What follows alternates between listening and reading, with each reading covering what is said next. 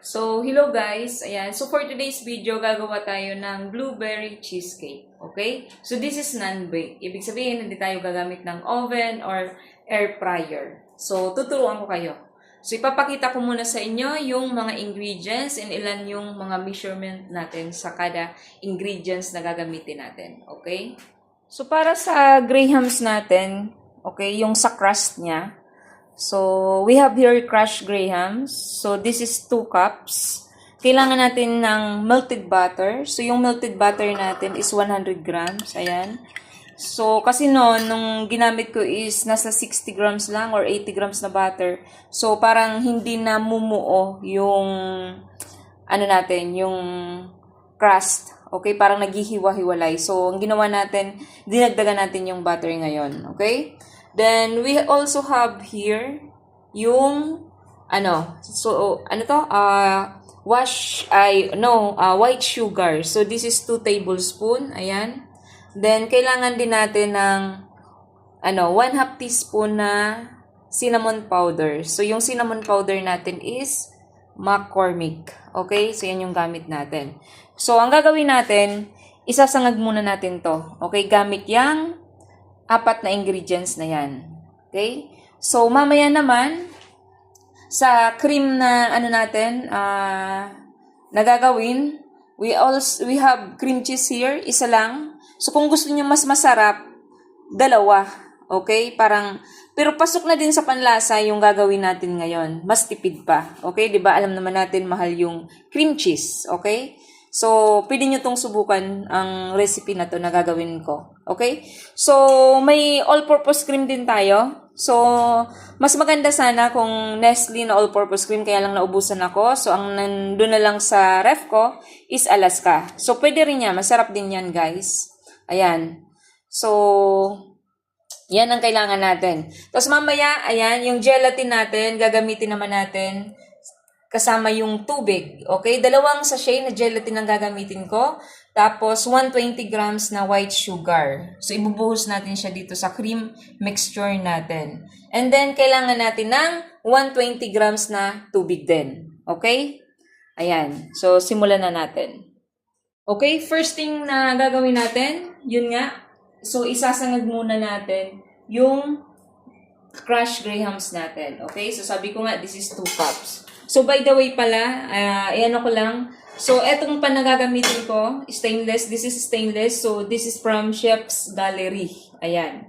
So, i-on natin yung, kalan. So, set natin ng medium heat lang. Okay? Ayan. So, hintayin natin na uminit siya. Then, once na uminit na yung pan natin, ibubuhos na natin tong crushed grahams. Okay? Yan.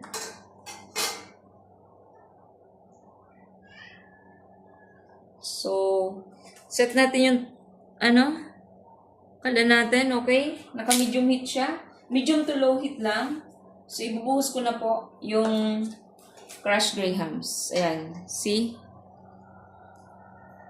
Ito yung crushed grahams natin. Ayan. Sangag lang natin siya.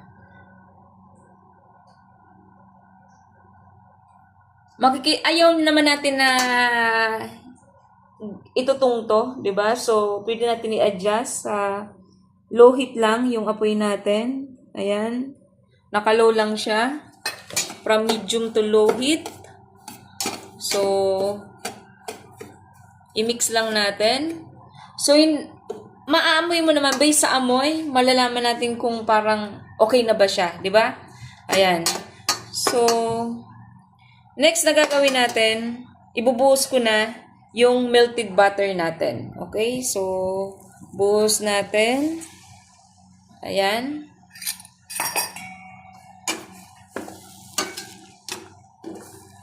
So, sabi ko nga kanina sa video natin, sa first part ng video, dinagdagan ko yung butter natin. Kasi as I noticed, nung nasa 60 grams lang yung butter na ginamit ko, 60 to 70 yata yun, hindi nagbuo-buo yung,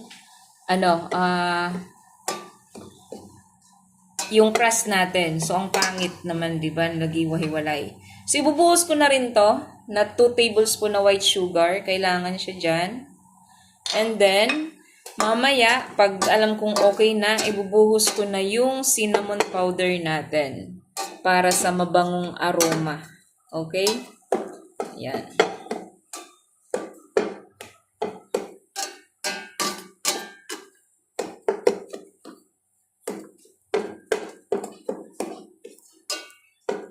Mamaya, i-ano natin to sa pan natin, yung removable yung bottom. Para, if ever na pag okay na, halimbawa, nagsettle na, di ba? Nagawa na natin. Mas madali siya tanggalin if you use the removable bottom na pan. Okay?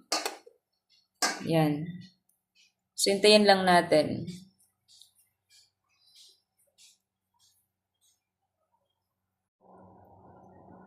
So, after 5 minutes, ibubuhos na natin yung cinnamon powder natin. Ayan. So, nakaluhit lang ako. Okay?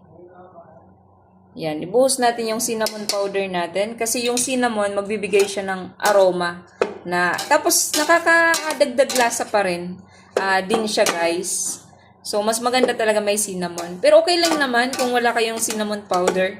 So, hindi naman talaga pinakakailangan na ingredients ang cinnamon dito. Okay? So, sinasabi ko lang kung mas gusto nyong may something nakakaiba sa crust ng blueberry natin. So, mas maganda may cinnamon. Okay? So, isangag pa natin to. Extend natin ng 2 minutes. And then, okay na to. Okay? A few moments later. After 7 minutes ng pagsangag natin, inoff ko na yung apoy. Then, dito, sa panagagamitin natin, so sabi ko nga, this is removable bottom. So, papahiran ko lang siya ng butter. Okay? Ayan. Pahiran lang natin ng butter. Para mas madali pagtanggal. Okay? Ayan, so napahiran ko na siya ng butter.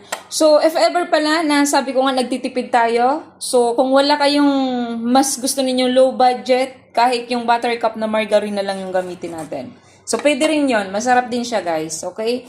Kasi alam naman natin na mas mahal yung butter, di ba? Ayan, so sabi ko nga, butter cup na margarine, pwede rin siyang substitute. Okay? So, ibuhos na natin yung sinangag natin dito.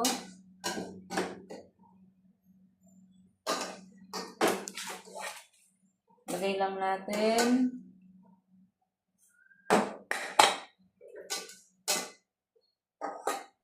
So, sinisimot ko lang siya. Okay? So, ito na yung itsura. Tapos, gagawin natin, ipapantay natin siya dito. Okay? Yan. So, pinapantay ko siya. So, pwede natin siya i-press. Dagdagan natin ng pressure. Yung diin na natin. Ayan. So, hindi naman kailangan, masyado tayong perfect dito. Okay? Tapos, yung bigat ng cream mixture mamaya natin. So, makakadagdag pa siya sa pag-settle nitong, crushed grahams natin. Okay?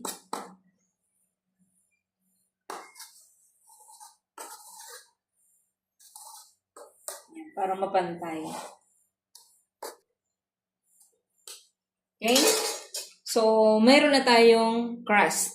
Okay? Using the crushed grahams. Okay? So, may crust na tayo sa ating blueberry cheesecake. So, itatabi na muna natin to.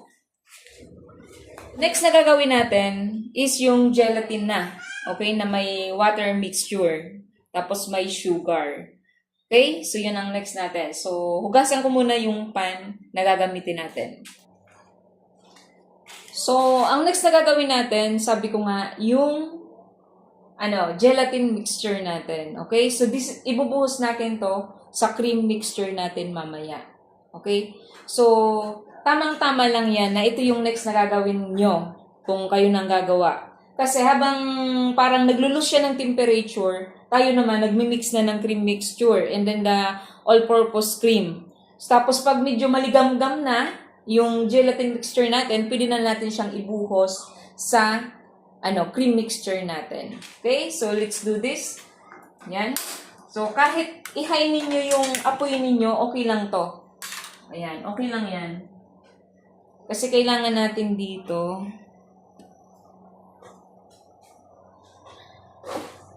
yan.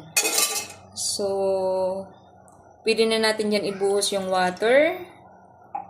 Ayan. So, I will be using mixture na. Ayan.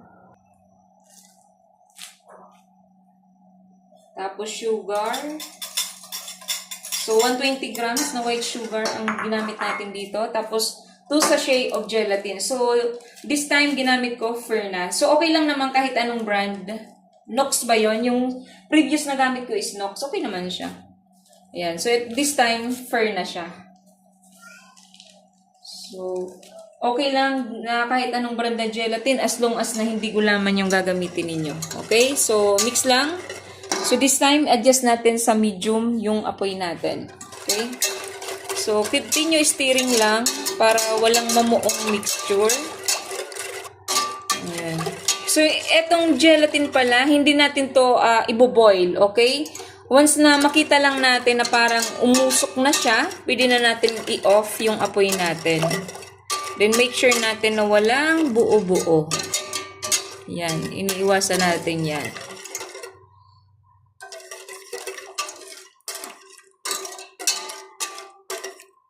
Yan. So, makikita mo naman if ever na umusok na siya. So, it's time na i-off na natin yung apoy natin. So, yung apoy natin ngayon is nasa medium heat na lang. Okay? Yan. Let us just wait na umusok. Then, let's turn this off.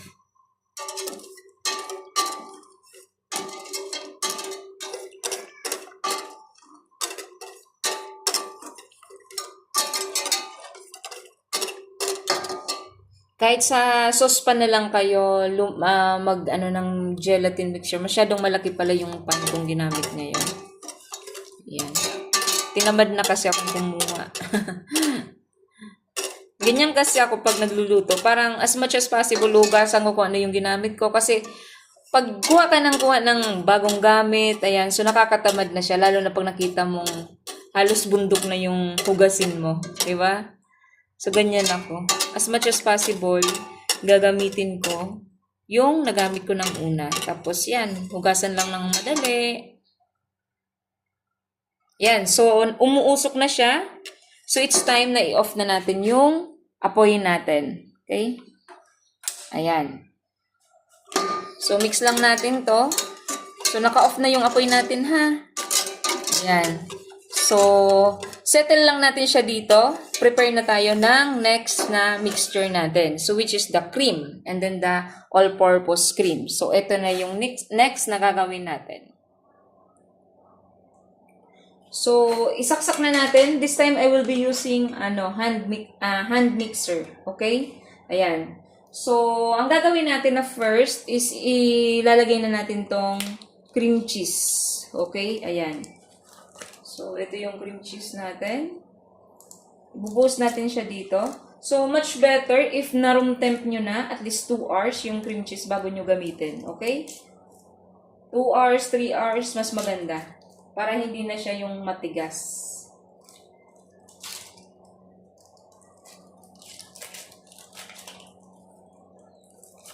Mas madali na lang siya i-mix. Ayan. So, simutin natin to. Simutin natin itong mga naiwan kasi sayang din.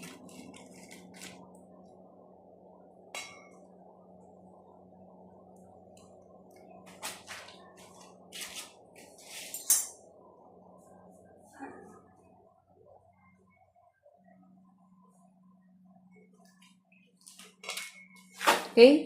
So, ito, yung cream natin. Ayan, as you can see. So, imimix na natin siya sa high speed. Kahit low speed muna. Hanggang sa matunaw.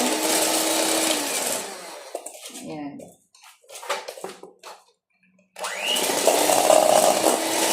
So, imix natin siya.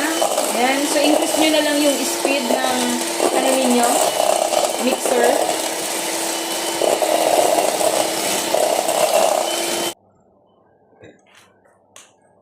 So, pwede nyo scrape ng spatula yung mga nasa gilid. Bago nyo i-continue yung pag-mix. Ayan.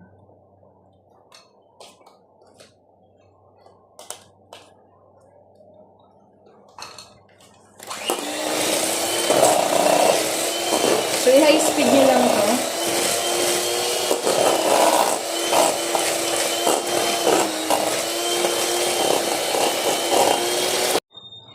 So, pag ganito na yung itsura ng cream, pwede na natin ibuhos yung all-purpose cream. So, isang buhusan na lang siya. Ayan. So, dapat chilled yung cream natin, okay? Para mag-double yung volume niya. So, yung cream pala natin, this is, 375 grams total. So, magkaiba lang ng brand, okay? So, kalahati na lang halos yung laman ng isa, yung Nestle kanina. Tapos, ito, buong 250 grams pa to.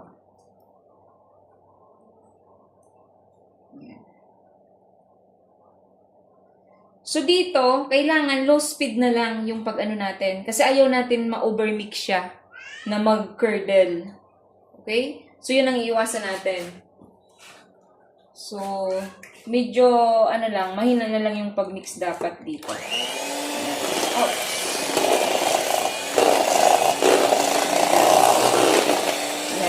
Mix ko lang siya.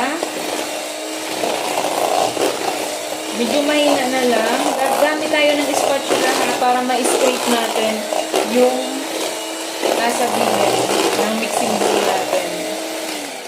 Ayan. Kuha tayo ng spatula. So, dapat ma-incorporate siya yung cream cheese and then the all-purpose cream. Ini-scrape ko lang. So, pwedeng kahit, hand mixer na lang ang gamitin ninyo dito, guys. Pero pag mixer nga, sabi ko, low speed. Okay? Kasi yung iiwasan natin, yung mag-curdle, na parang, na yan. Gagawa pa tayo ng parang kung paano maayos, di ba? So, low speed lang, as much as possible. Tingnan ninyo yung ko. Mahina na lang ito. Pinapaikot-ikot.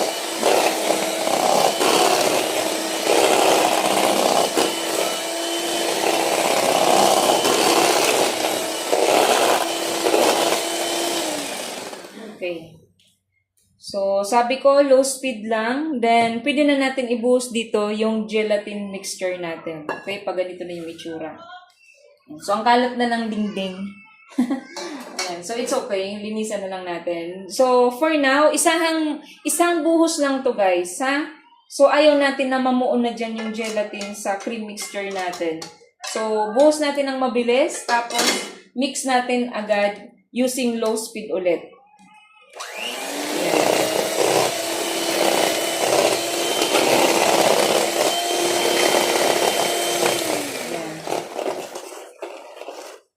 So, enough ko. Kasi ayaw natin na gamit na lang tayo ng wire whisk while mixing this.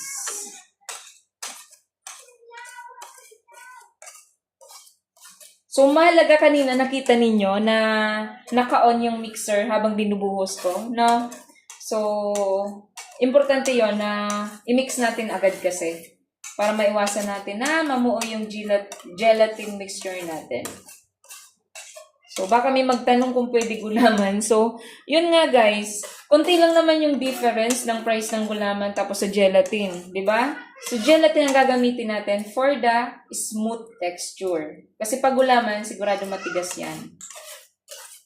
Yan ang sinasabi ko sa inyo. So, this is okay. Ayan. Yan. So, ang bilis lang niya gawin, di ba? Ayan. So, ito na yung itsura niya. Okay? So, ibubuhos na natin siya doon sa nauna nating ginawa na crust. Okay? Yung crushed grahams natin. So, yan ang crust natin. Sa blueberry. So, ibubuhos lang natin siya dito. Okay? Ayan. Ganyan lang. Okay?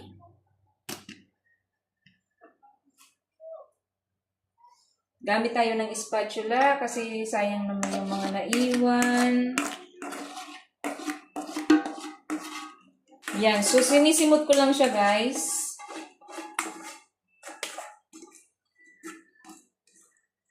Yan. Tapos, yan. Nasimot na natin siya. Itatap lang natin para mag-set sa bottom. Okay? Mga 2 tap lang. 'Di ba? Para at least make sure natin na walang parang hangin na nakalpaloob dyan. So, next na gagawin natin, i-shield na natin to. So, 4 to 6 hours, settled na yan. Promise. Okay? Lalagay na natin to sa chiller. So, lalagyan muna natin siya, of course, ng cling wrap para hindi naman maano ng bakterya. Okay? So, cling wrap natin to.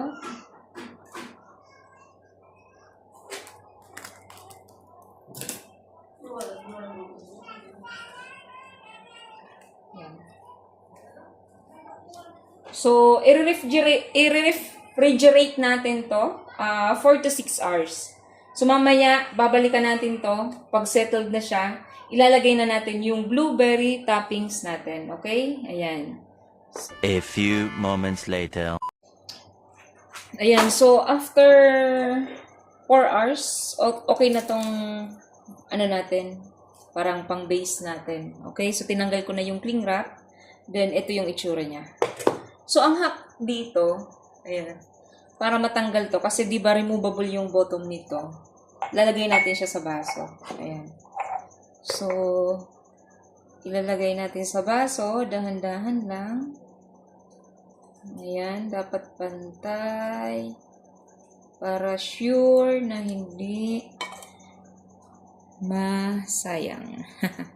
Ayan. So, here, eto na yung base natin. Di ba? Ang ganda tingnan. Ayan. So, ilalagay na natin siya dito sa patungan. Okay, eto. So, naka-ready na rin siya. So, lipat natin. Itabi ko lang to. Ayan, so nalipat na. Ayan, medyo may nadurog. May crust. So, advice ko pala sa inyo guys, much better, lagyan na lang ng wax paper sa ilalim. Yun ang nakalimutan ko kanina. Bakit ko nakalimutan? Para hindi mag-struggle sa pagtanggal, lalo na kung pang-gift. Alam nga naman yung bottom, halimbawa, eto, di ba? Etong pan, alam nga naman, isabay pa natin sa box, di ba? So, mas maganda, lagyan natin ng wax paper para mas madali. Okay lang sana kung sa bahay lang natin, di ba? Pang-consume lang natin. So, kahit, wag na tayong mag-wax paper. Pero kung pang-big, pang-gift, much better, lagyan natin ng wax paper para mas madali siya ilagay dito sa round na, ng cake, ng parang board, cake board. Okay? So, next, na gagawin natin is natin. Ayan. Sorry. Ito naman na blueberry. Itatoppings na natin siya. Okay? Pwede naman na unahin natin. Halimbawa, pwede natin sa gitna, lagyan natin ng piping. So, nasa sa inyo kung ano yung gusto ninyo. Pwede naman, wag na tayo maglagay ng icing sa gilid. Kung gusto nyo, halimbawa, nagdi-drip dyan sa gilid yung mga blueberry. Okay? So, it's up to you guys. So, ako, ang unahin ko is etong, icing. Lalagyan natin siya sa gilid. Okay? So, gumawa rin ako nito before. Pinadrip ko lang siya. Okay naman. Tingnan. Ayan. So, lagay natin. Ayan. So, nalagyan ko na siya ng icing sa gilid. So, pwede na natin lagyan ng blueberry sa gitna naman. Okay? So, i-mix lang natin to. So, by the way pala, tira to ng, ng New Year. So, bali, pang 5 days niya na ngayon. Okay? Ayan. So, shout out pala dun sa isang, kasali kasi ako sa group na Marie Cakes. Ayan. So, humingi ako ng advice anong gagawin sa blueberry. Kasi nga, yung blueberry pala natin, DLA to. So, yun talaga yung brand na ginagamit ko. Kasi mas, ano siya, maganda. So, 50% ito. Kasi ayaw ko ng medyo runny. Gusto ko talagang concentrated sa blueberry. Kaya, yung 50% ang binibili ko. So, spread lang natin siya sa gitna. Yan. So, mahaharangan mag-drip yung blueberry natin. Kasi may icing tayo sa gilid. Ganyan lang. Okay. So, ang dami pa. Actually, ang ginawa pala natin ngayon, ginamit natin na pan is inches to, guys. So, halimbawa, kung 6 inches yung pan ninyo, makakagawa kayo halos ng gamit itong isang latang blueberry, at least 3 cake. Kaya yan. Kung yung 6 inches yung pan natin. Ayan. So, spread natin siya. Ayan. So, di ba yung isang lata ng DLA, 610 grams? Ayan. So, ganyan lang siya. So, may tira pa tayo. So, isipin ko na lang kung anong paggagamitan ko pa nito. Ayan. So, sobrang sarap nito, guys. Promise. Try nyo na rin. Diba, parang budget meal lang siya, pero social na. Na blueberry cheesecake. Basta i-follow nyo lang yung